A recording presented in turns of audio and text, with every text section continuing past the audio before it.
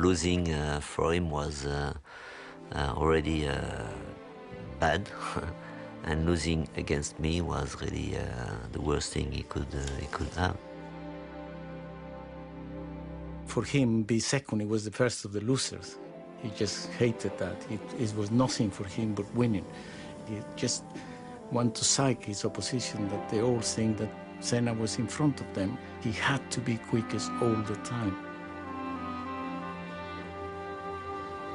Ayrton would enter a corner faster than he'd ever been before and trust that something inside Ayrton Senna would help get him and the car around the corner. And that's an act of trust or faith or whatever you want to call it. He prepared his chance, but when it was there, he took it.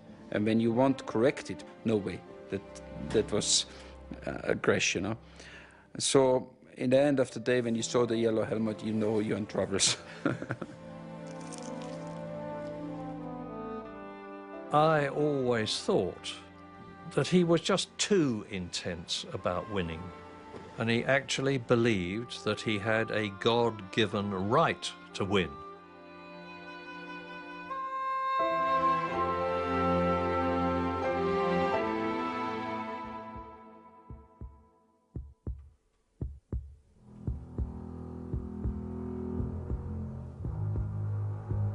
You think you have a limit. As soon as you touch this limit, something happens and you suddenly can go a little bit further. With your mind power, your determination, your instinct, and the experience as well, you can fly very high. Ayrton Senna's talent, commitment, and determination carried him beyond normal boundaries. He displayed a supreme ability behind the wheel of a racing car, but he also demonstrated an immense depth of character, of thought, and of emotion. His tremendous rivalry with Alain Prost throughout the late 80s and early 90s extracted every element of his genius. But if there was one area where Senna truly flew high, it was racing in the rain. His precision in the wet, it was just unbelievable. He just filled the car so much more. In the wet, you have to be very precise. You cannot make any judder with the steering. Or you got to be much more gently with it. And Ayrton filled the car much more than any other driver. First of all, looking out of my commentary box window, I saw the worst weather that I have ever seen at any race anywhere in the world. And it was rather embarrassing to me as an Englishman that everybody who thinks that it always rains the whole time in England was getting their suspicions proved. Ayrton was always very, very fast when it was wet. And this day we had a little bit everything for him and a little bit everything against us to look stupid. We employed somebody for the weather forecast, you know, and he was at the airport, close to the track at Donington, and we were in permanent contact with him, you know. So we started the race, and then he was saying to us, I mean, not to me, not to the engineers, that you know, we had a shower and a big shower, so we had a few spots, and then I stopped for the tires, and then we had just a few stops, and then dry, you know. And then every time he was saying something, it was the opposite. And I had the sad record of 7 times changing tires, but 6 times in the wrong way anyway, you know. He was already pissed off anyway all the year about to having this engine, this Ford engine in his McLaren, because he wants to fight for the championship, and so the numbers he know that he's not going to fight for the championship. So all what he could do is to wait for special circumstance, and then to show everybody again what he can do. And that was a special circumstance. And all what he want to, he puts in his head, in the first lap, he's going to come back first, you know, because he's going to make everybody stupid. And that's exactly what he did.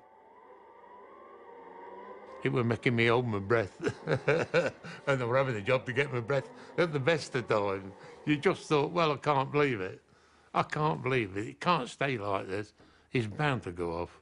And there he did, kept going and going and going. Nobody knew where anybody was.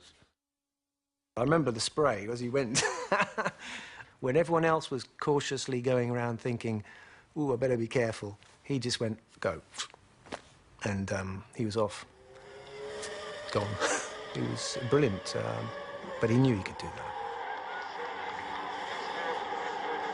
I was here, and it's the other end of the pitch to give the trophy away, and I should have still been in hospital till the following Tuesday with heart problem I had. But when I got onto the podium, you'd forgot all about you were ill. You felt 18 years of age. To see the happy face he'd got, it was unbelievable.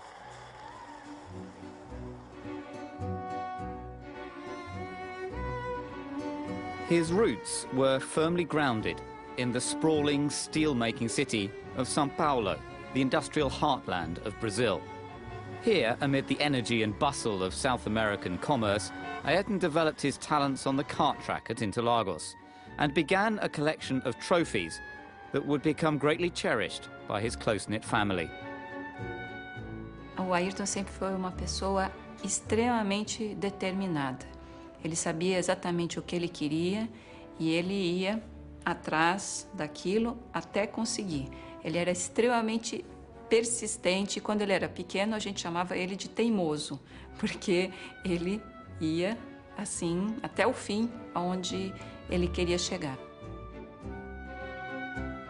De criança eu lembro muito a época que ele corria, que ele treinava de kart, da época que ele inclusive foi viajar para fora, e nas vezes que ele fez para fora para correr em campeonatos de kart, eram viagens rápidas, mas que sempre tinha uma expectativa muito grande de que resultado que ele ia obter, e sempre ele teve, cada ano ele tinha resultados muito positivos. Então as minhas recordações são muito ligadas a isso, porque a vida dele era muito, muito ligada ao automobilismo. Desde que eu nasci, desde que eu me lembro, ele já andava de kart quando eu nasci.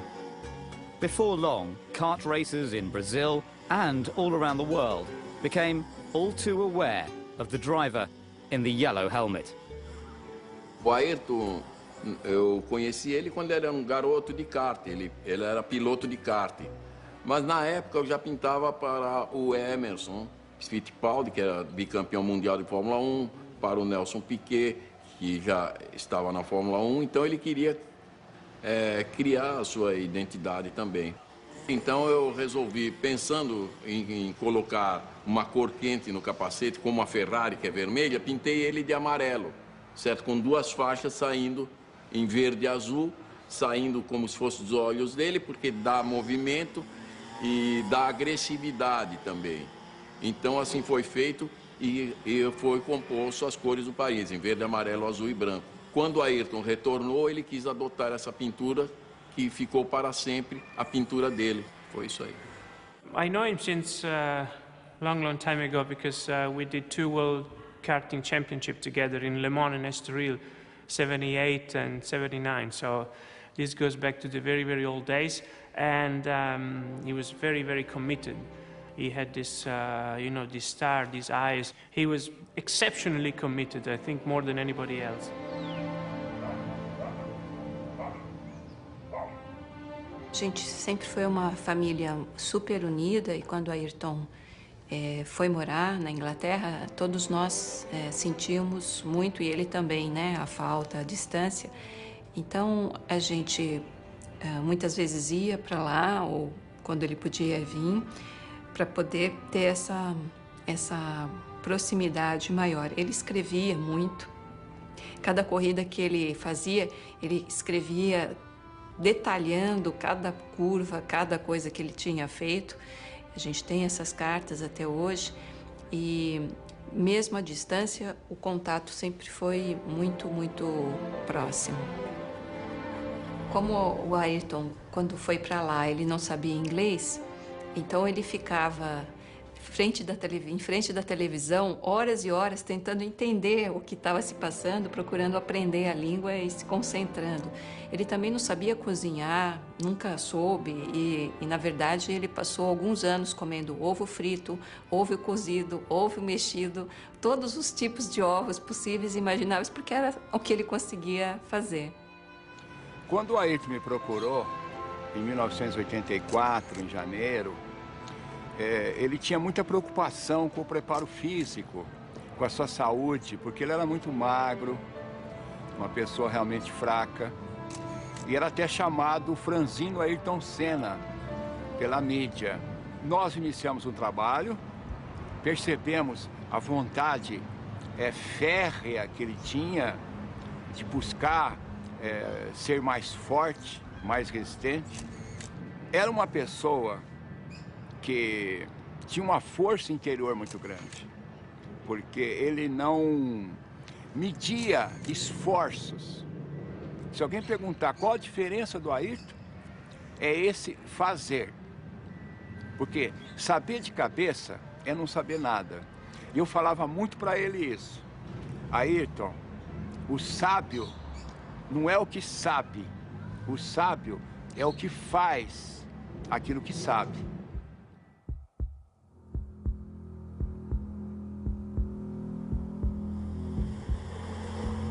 It's not simply a stronger muscle or a better tonus in your muscle, but it's really the power, the strength you get, physically speaking, you know, to your body, but also to your mind.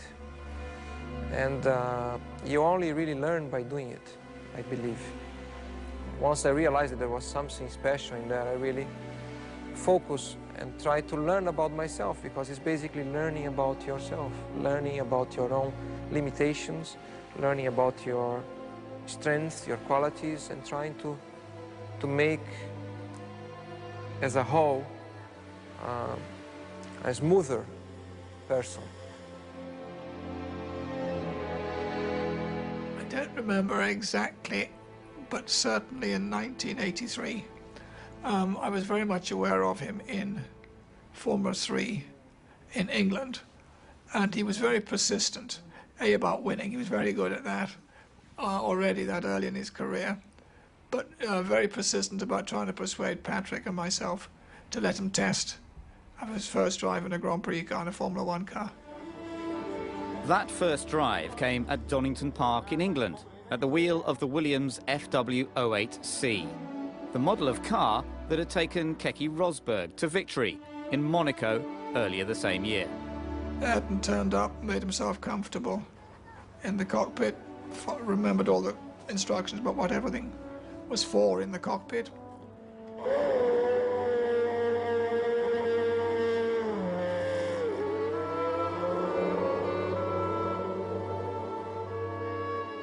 At the time, he was only halfway through his first season of Formula 3, but he was totally undaunted by the Grand Prix car with triple the power of his usual mount. I set off, did what we call an out and a straight back in lap to check over the car mechanically. And then over the next 21 laps, I think it was, he just went off a second quicker than the car had ever been around there. And then said, I think that's all right, I've got enough in my head, got out of the car and went home. So we were quite astonished. In that particular day, it was obvious that his brain was in total control of everything else, was just ahead of the game, clearly belonged in a Grand Prix car. He was born for that, if you like. We weren't ready to put him in the team in '84, partly for contractual obligations to other drivers. And then he went off to Lotus and then to McLaren. So it was quite a long while before we were able to offer him a seat, which was for '94. When he went to Tolman, it was fantastic to see another Brazilian driving. I mean, by instinct, I was always more of a fan of Ayrton than I had with any other Brazilian Formula One. I never had the chance to see Emerson, but I had the chance to see Nelson. With Ayrton, was different. I felt like you know, he was driving tremendously, and he was going to be a champ. I remember we had a discussion about top drivers like Nelson Piquet or whatever, And I said to Ron and even all the people, said, take the best young guy coming, you know, to get a very strong team is Ayrton. They all said to me, why you want to have Ayrton, you know? I said, yeah, why not, you know, I mean, it's thinking about the team. So having a teammate like Ayrton was very, very different to all the teammates I had, you know. And also for Formula One, it was really exceptional to have two drivers of this same caliber. When Ayrton came into Formula One, Alain Prost was the top. He was number one, and he was the one that he wanted to catch. He wanted to beat him. And when he started testing with us and racing with us, he was not interested in anybody else in the grid. You know, just Alain, what time did he do? What tires is he using? What rear wing has he got? What springs has he got? He just wanted to know what Alain was doing, and that's the one he wanted to beat. He was a man like no other man I had ever met before. He was almost a mystic. He was very, very, very intense. He was a charismatic personality. He could be absolutely charming, but there was another side to his character. He was absolutely ruthless when he was in the cockpit. And he was an intensely religious, God-fearing man. And he actually believed that he had a God-given right to win.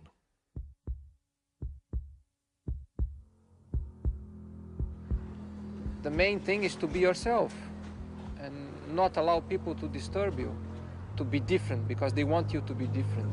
You gotta be yourself.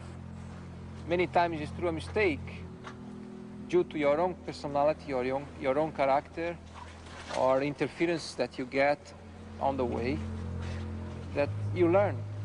And the main thing is to make sure you learn through your mistakes and get better. I believe in the ability of focusing strongly in something, then you're able to extract even more out of it.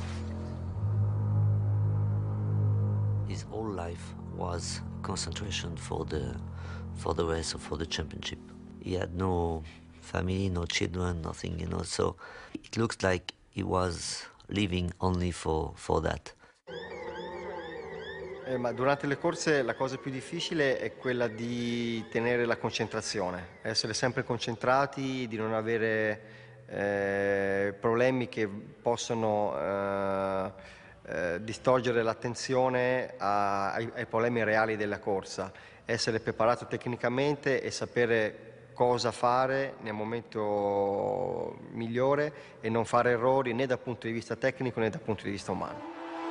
In the time of the very sophisticated racing cars we had, with skirts and electronic suspension and all that, where you have to put the car up on the straights and then lower down before the corner. You have to do so many things on the car.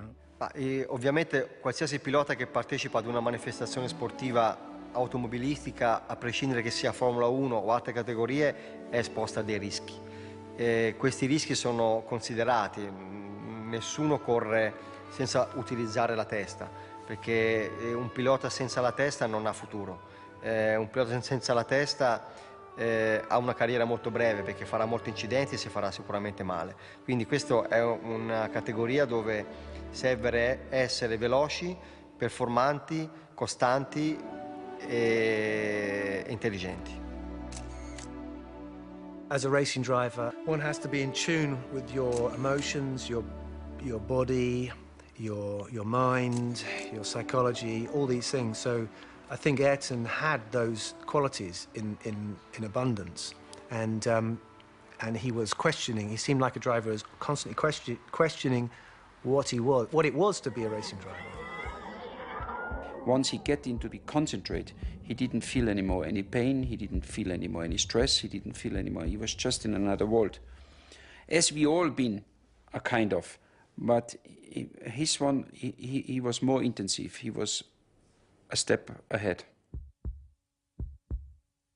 There's a state of mind that one is raised to, where it becomes sort of transcendental, And Ayrton spoke about things to do with his concentration when he was in qualifying. He talked about a state of mind that he got into whereby he was there but not really driving the car. And these are things that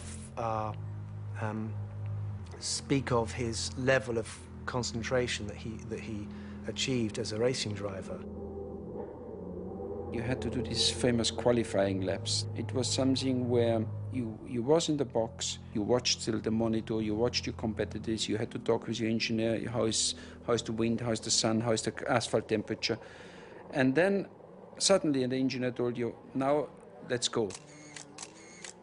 That let's go means you had to switch a button and to say, okay, and now I have to be fully concentrate and actually getting into another vault where everything start to go in slow motion, because when you do a quick lap, you try to see everything in slow motion, to do all the fine things right.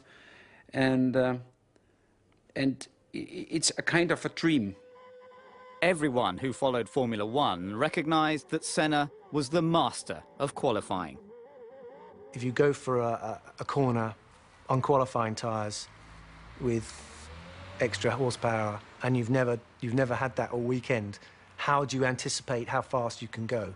How do we know how fast the car is capable? So Ayrton would enter a corner faster than he'd ever been before and trust that something inside Ayrton Senna would help get him and the car around the corner. And that's an act of trust or faith or whatever you want to call it. He explored his ultimate capabilities more than any driver seems to have done. The thing with him, he was such a good driver that he used to adapt to the car. When he couldn't make the car going quicker, you know, he could make quicker a wheelbar, whatever you give him in his hands, he could make it quicker, because he changed the car and he didn't get it to his liking. Then he adapted to the car. How many times you have a car that is perfect how you like it? When you have a car that is perfect, a line was unbeatable. A line process was really good when the car was suited him, but it suited him just a few times, not always. I was doing all the tests, and in winter I was not testing. I was doing all the tests for him, and to set up the car, I don't think he was the best driver, but driving mentally and getting the pole and being quick on one lap, and he was really the best, you know. So I don't think I learned very much, because it's a little bit easier to learn about the car and the way you can improve the car than the mental way, because you cannot change your mental just like this when you decide it, you know. Fórmula 1 tem uma exigência absurda. Não sei se você sabe, o piloto tem uma frequência média de 180 batimentos por minuto. É uma loucura, com picos de 220, 230. E apesar de ele estar num carro aberto, o calor é muito grande. Então a exigência do piloto é completamente diferente de qualquer esporte. É muito estressante.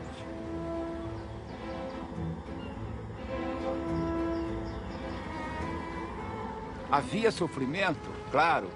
Trabalhávamos a 1h da tarde, que é horário de verão, para pegar o maior calor. Porque para o Ayrton interessava, lá na Fórmula 1, quando a competição era extremamente desgastante. Quanto pior, melhor. Por quê? Porque ele estava muito mais preparado do que as outras pessoas, do que os outros pilotos, que na época não se dedicavam ao trabalho com o corpo, com a mente, com as emoções, com o espírito. Por isso, ele se tornou imbatível. Eu lembro quando começamos com a meditação, ele tinha uma dificuldade muito grande de não pensar. Tinha assim achava terrivelmente difícil fazer isso. No entanto, ele se envolveu tanto com esse processo de meditação que ele conseguiu momentos de uma profundidade mental tão eloquente que atingia níveis inigualáveis de profundidade, que ajudava muito nas tomadas de tempo, ajudava muito nos seus recordes, nas suas vitórias, porque a concentração dele era máxima devido a esse trabalho de meditação, de respiração, de relaxamento. Monaco was a special place for Senna. He shot to fame by nearly winning the race in his debut season and would go on to take victory in the Principality a record 6 times. On his first outing in a McLaren, however, Prost thought he had him on the ropes. In Monaco, where he was not very good into the weekend, was the first Thursday was ahead of him, and Saturday almost the whole day was ahead of him, until the last qualifying lap, where just like this, and he went quick, and he get the pole for just a little bit, but I could not imagine that he could come back just like this, because he was not going that well. And he said in a press conference that he went outside the car and he looked at the car, how the car was behaving on the track, and then realizing what he was doing wrong and or what was wrong, came back in the car and drove at the perfection, in a perfect lap. For me, it was very difficult to hear that, In fact, it looks like everybody needed a guy like that, He was different. I was too boring, and he was different. Once you win it, and you've got to go all the way to the end, because you commit yourself to such a level where there is no compromise. You give everything you have, everything, absolutely everything. And sometimes you find even more, because it requires more if you want still to be ahead, if you want to win. The uncanny will to win that he had, I've never seen it in any other sportsman. I certainly haven't been connected to anybody that had that fear, determination to succeed and to win. It was just like Alan Prost said, for Ayrton, he is willing to risk that little bit more than any one of us will do. And maybe, for him, be second, he was the first of the losers. He just hated that. It was nothing for him but winning. Losing for him was already bad, and losing against me was really the worst thing he could have. And that's why his whole motivation was to beat me. I can remember we went to the Bercy karting event, and he was there watching on the big screen Alan Prost driving in the kart. And he never took his eyes off that. And he watched Alan Prost driving a go-kart. He knew that to be world champion, he had to beat Alain, because he was #1 at the time. I remember one race, and I think it was the Belgium Grand Prix. Ayrton always used to try so hard in qualify that after qualifying, before he took his overalls, he sit in the corner of the track and he just gets all his adrenaline back. Alain and I were looking at the times, and Alain could say, I just can't believe how he could be so quick. Where is he beating me? Anywhere else, but here, I always quick here, how he can be. And then as I look at Ayrton was sitting up in front, and he looked at me and he winked an eye. And I thought that he just felt so satisfied I have beat Alain, and he has recognized that I'm quicker than him. And it was so, for him, that was kind of a stage in his career. And he thought, well, I can now begin to think of being world champion.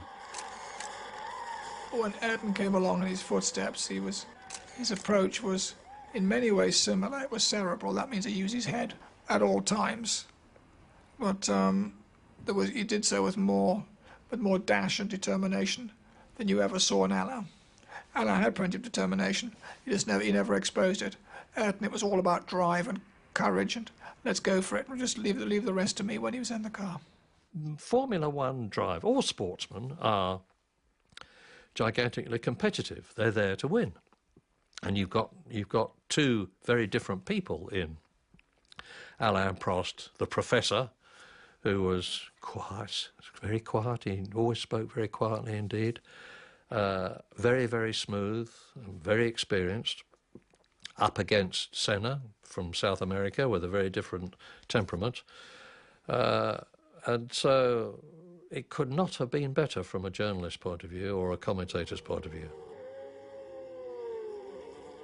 The fact that we were fighting so hard together, we were putting the level of, the performance of the car and the team at a very high level. And if you're talking about the briefings, we were spending 3, 4, 5 hours into the briefing. It was for 2 reasons. First reason is to improve the car and the team. And the second reason is to be sure that we could not forget something that could suit us or suit me, for example, better than Ayrton, or Ayrton would think of something suit me better than Alain. At the end, it could also become a psychology. If you have a briefing, there's no way that I could go out of the briefing before Ayrton, and Ayrton could not go out of the briefing before me anyway. So we're going out together. I waited for 4.5 hours outside the motorhome while they were having this minute discussion about this and that. And then the door opened and Alain Prost came out.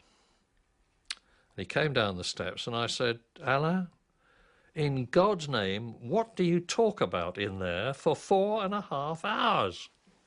And he said, "Oh, Murray," he said, "this and that, but I do not like to be the first to leave." The intense nature of the battle between the two McLaren teammates led to a deterioration in their personal relationship. Other teams and drivers were simply not at the same level, so Senna and Prost focused on one another, both in and out of the car. But that was part of the fight we had anyway. Everything was tough. On the track, outside the track, setting up the car, all kind of things was really just at the limit all the time. We also knew that if we were quick and fast and a winning car, that was also because of us, because of the drivers, because we were dominating, Formula One. It's not pretentious to say that. Eu acho que o Ayrton e o Alain foram pessoas que precisavam muito uma da outra, porque para eles poderem desenvolver os próprios potenciais no top, da forma mais perfeita, a competição do outro ajudou justamente a chegar nesse desenvolvimento máximo. Acho que o Ayrton não seria o que ele foi sem um Alain Prost e vice-versa. Acho que o Alain não teria sido o que ele foi sem o Ayrton Senna. Uma vez perguntaram para o Ayrton se ele tinha inimigos. E eu acho que o Ayrton respondeu uma das coisas mais lindas que ele respondeu em todas as suas muitas entrevistas. Ele disse que a vida era muito curta para se ter inimigos. Então, eu acho que, às vezes, a vida é mais curta ainda do que a gente pensa, como aconteceu com ele. Eu acho que essa frase é perfeita, seja no momento que ele e o Alain eram inimigos, ou depois, que nem eram, mas para qualquer condição como essa, eu acho que essa frase é perfeita.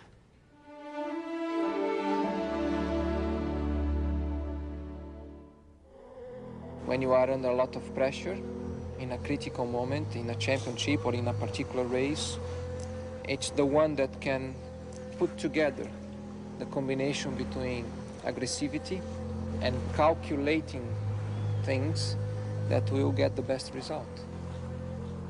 And you need more than anything a very clear mind to understand exactly when is the moment to be aggressive, when is the moment to be calculated.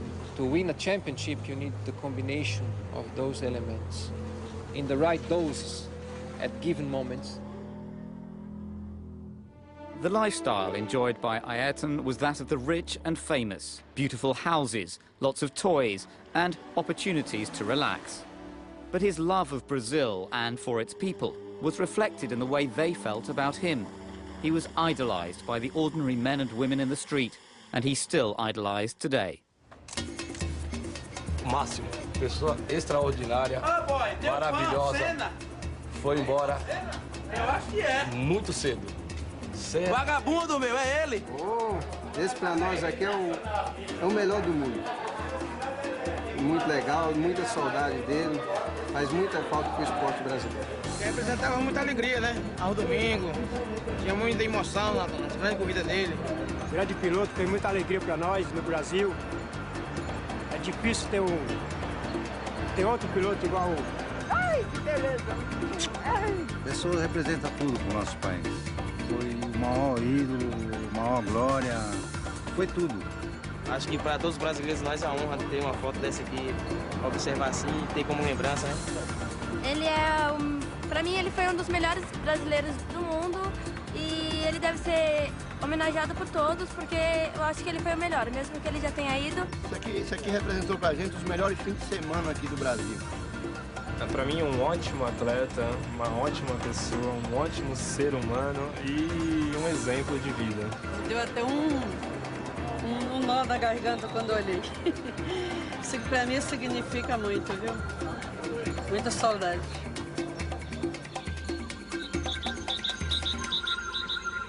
Despite the access that Ayrton had to his own slice of paradise, he was always aware that there were many Brazilians who battled not for world championships, but simply to put food on the table and keep a roof overhead.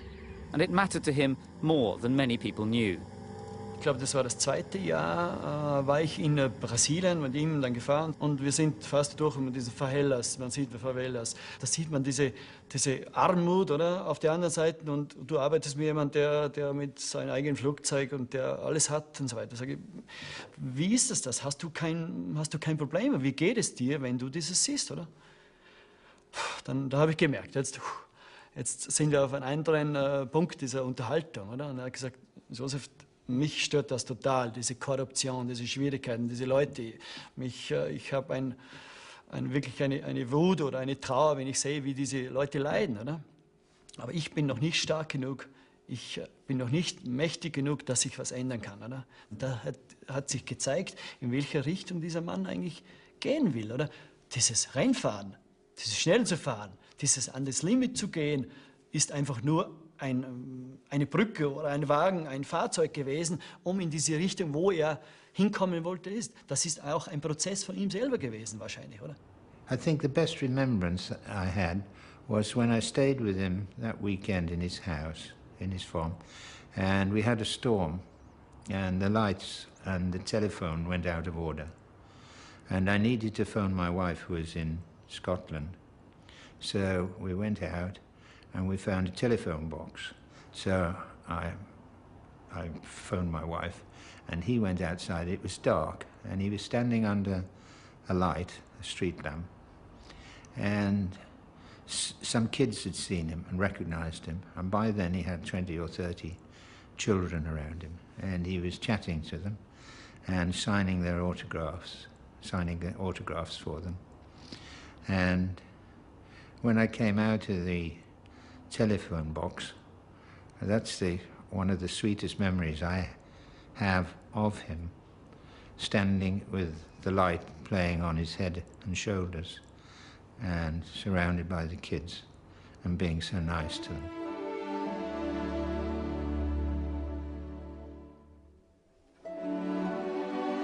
2 meses antes do acidente, o Ayrton me procurou e disse que ele gostaria de fazer alguma coisa para ajudar crianças e jovens e me pediu para pensar a respeito e a gente voltaria a conversar. Só que essa segunda conversa não pôde acontecer, porque logo depois, 2 meses após isso, já aconteceu o acidente e então minha família e eu decidimos levar adiante essa ideia e plantar essa semente que o Ayrton deixou e foi assim que nasceu o Instituto Ayrton Senna.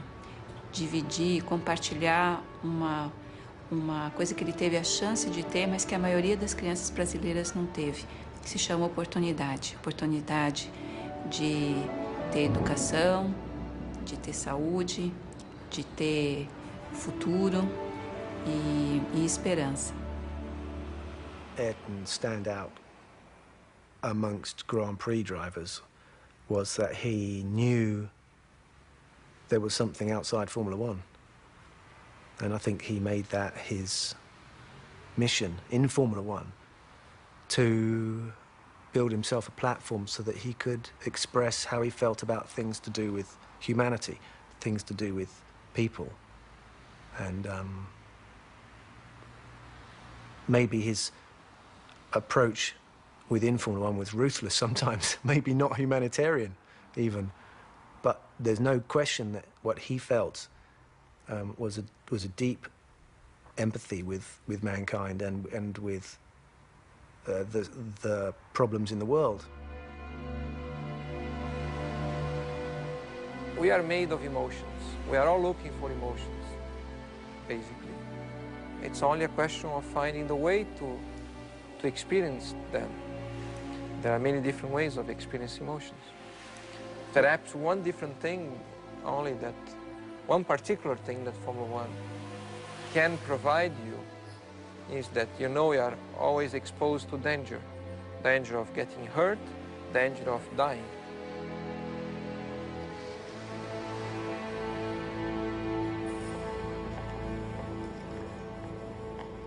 Travel was a major factor in Senna's life.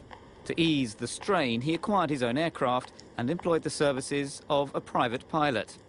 Over a period of 4.5 years, Owen Omani got to know his employer extremely well. Very often we used to go backwards and forwards to Brazil, and we'd leave São Paulo at 10:30 at night, and Ayrton would lay out the bed at the back of the aircraft, go to sleep in his pyjamas, and we'd shut the door. And then first thing, 7 o'clock in the morning, I used to come back to the cabin, wake Ayrton up, and we'd be landing in England at 7:30, 8 o'clock in the morning. He'd be as fresh as a daisy, and of course we were totally shattered. My compliment to him is to say that he was big enough to be little, if you understand what I'm saying. In April 1994, Owen flew Senna to the Imola circuit for the San Marino Grand Prix. A Imola Ayrton si è sempre trovato in maniera particolare, come sul circuito di casa. Da allora, dopo l'84, Ayrton Senna ha conquistato 8 pole position in 10 anni. Ha cominciato con le Lotus e poi con la serie incredibile con McLaren per finire con Williams, e anche l'ultimo anno in cui lui corse a Imola era chiaramente in pole position.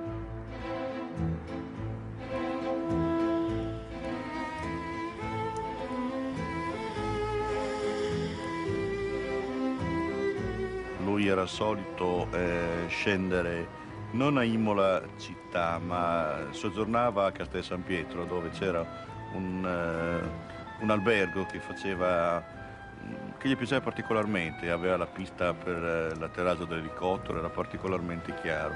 Era l'Hotel Castello dove lui e la sua squadra risiedevano. Era una persona comunque molto semplice, dolce e soprattutto riservato. Infatti chiedeva spesso di mangiare qui da noi nel ristorante, però voleva magari l'ultimo tavolo, quello più nascosto, più diciamo lontano dalle persone. The whole weekend was terrible. I mean, when first of all the accident of Ruben Barrichello, then the day after Roland Ratzenberg, and Ayrton only met him the day before because it was his first Grand Prix, and he was very upset about it. The team manager for Ratzenberger arrived, so I had to tell the team manager what had happened, and Senna was standing alongside me when I did that. And the team manager went away, and then Ayrton got very upset and cried a bit. And that's when I said to him, you know, Ayrton, you've been 3 times world champion, you're the fastest man in the world, and you like fishing. So I said, why don't you quit? And I'll quit, and we just go fishing. So when you asked him a difficult question, he wouldn't answer immediately. He would think. And you could see he was thinking, and how was he going to deal with that suggestion? And then finally he said, Sid, I can't quit. And I suggested to him that he didn't drive the rest of that weekend. And he said, and I've got to drive. I've got to drive tomorrow. He said, there's no way that I can stop driving at the moment. A special hello to my our dear friend Alan in France. We all miss you, Alan. In the morning, when we had this TV coverage, so I was doing my job, and then we look at the commentary of Ayrton, and the first thing he says is not, okay, I take this corner in first gear, second gear. He said, this first hello to Alain, Alain, I miss you. And I was really, you know, on live, and they put that in the morning, they put that before the rest.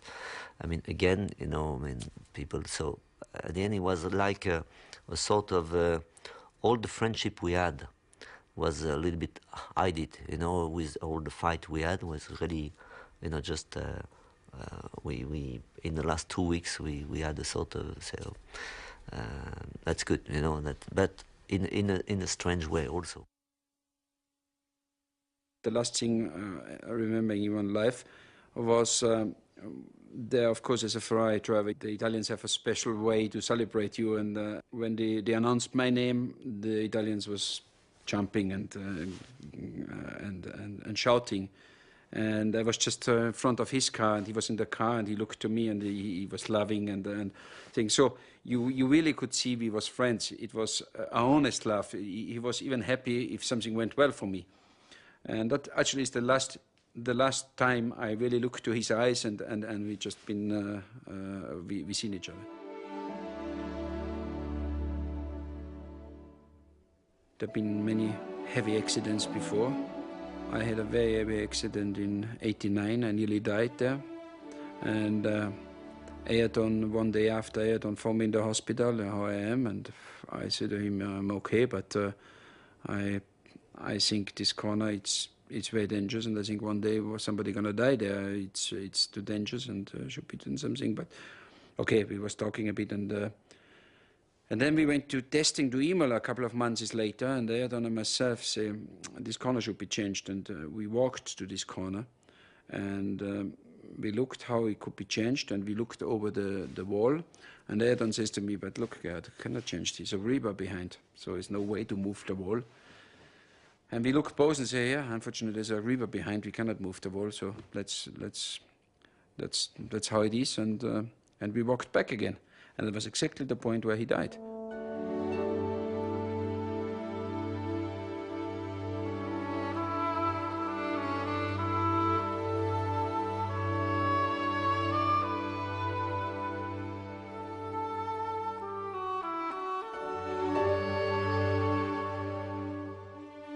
It was the worst day in the history of Formula One, because although many drivers were killed in Formula One before Ayrton Senna, none of them were as famous.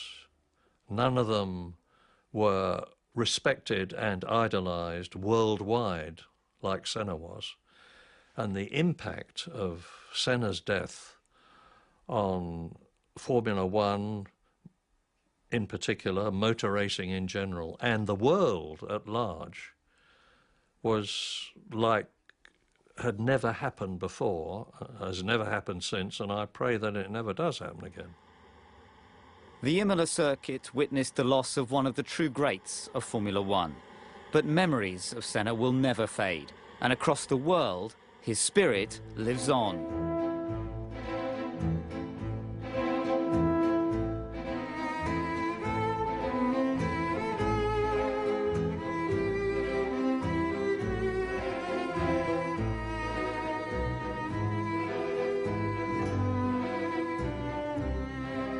A ideia que eu tenho é que ele está muito próximo. Eu não sei como explicar. Eu sei apenas sentir. E a certeza de que ele está muito próximo, porque nós temos essa coisa com a morte, de que não devemos falar, não devemos pensar. A nossa civilização, ela renuncia à morte. Então, esses 10 anos parece que fica mais profundo, mais intenso, porque vão surgindo coisas no nosso inconsciente, esquecidas da sua meiguice, da sua forma de ser tão simples, que era a coisa que mais me marcou. Era o jeito dele, humilde, simples. Uma vez o Ayrton disse que os ricos, as pessoas ricas, não podiam continuar vivendo numa ilha cercada por um mar de miséria, que todos nós respirávamos o mesmo ar e a gente precisava dar uma oportunidade, ao menos uma oportunidade fundamental para as crianças e jovens. Então essa é uma visão que o Ayrton tinha, que eu tenho e nasceu da minha família, como uma educação de valores que respeita a pessoa do outro e pensa que é importante que todos nós possamos ter oportunidades, dar certo, respeitar as pessoas e ser responsáveis, ser corresponsáveis pelo próprio país.